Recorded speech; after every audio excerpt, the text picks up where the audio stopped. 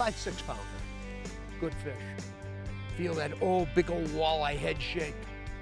There she is. I'm starting to see her. Hang on, hang on, hang on.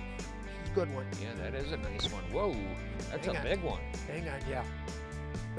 All right, Jim. Whoa, there you go. Okay, oh, okay, man, Jim. that's I a got sporty one, Al. Yeah, Look at that's a that good guy. fish. That's a fat guy. That's a good fish there. Hang on, hang on. Look at that guy. Whoa. There you go.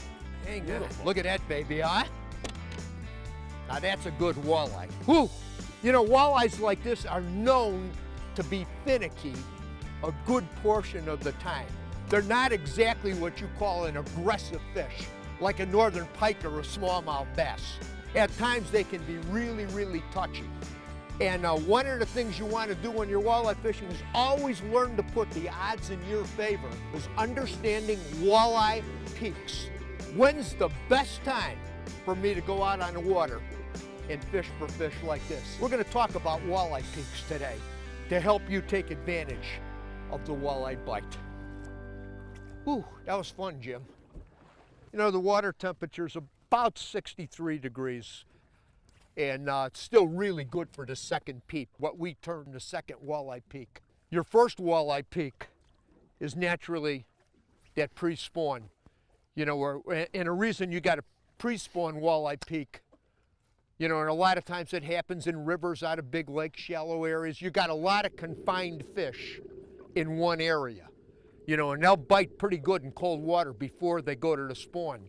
Then the second walleye peak that we're talking about now, they finish the spawn, they go into post-spawn, and then there's a period of time, these fish are not set up quite yet to get ready for their summer movement.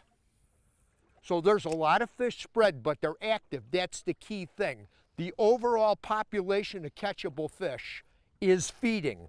You know, the forage is still down, all of the little perch and tullibee and everything else, they're real tiny. They're just coming, you know, just starting to be a factor in the forage base. So the fish overall population is really, really hungry. And most of these fish are on structure yet. Whether they're deep or shallow or in new developed weed beds, they're on structure. You put all of those factors together, and that means you got a good bite of fish. Got him. Yeah, better one. Ooh. They're right on this Boy, end, it's just man. unbelievable. We actually fished all the way around this reef, and these fish are holding really tight along this ledge right in here. That's a nice one. Oh, look at that. Popped off. Look at that, isn't that? Perfect. That's a nice deal. Yeah, but this guy here, the only one slight difficulty with this guy, he's beyond the slot. So in other words, he's got to go back in the water. Pretty fish though. You know, most walleye fishermen, for some reason, think about walleyes in deep water. And on many bodies of water, when the conditions are right, some of the biggest walleyes in any lake are shallow fish. The deeper you go, the smaller the numbers of big fish are. And many, many lakes that I fish, that's true.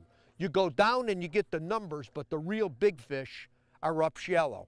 And we got perfect conditions right now. Look at all the overcast. Way down, there's a storm. You can see that rain way down there. But for that shallow water bite on these shallow rocks now and weeds, conditions are perfect. Good overcast. We don't have a big wind right now. We're still popping those fish pretty good. When this stuff blows out and it blows clear, we'll load the boat up and go home. The shallow water bite's over, and we're gonna have to probably move out in, like, you know, 15 to 20 feet of water to get bit.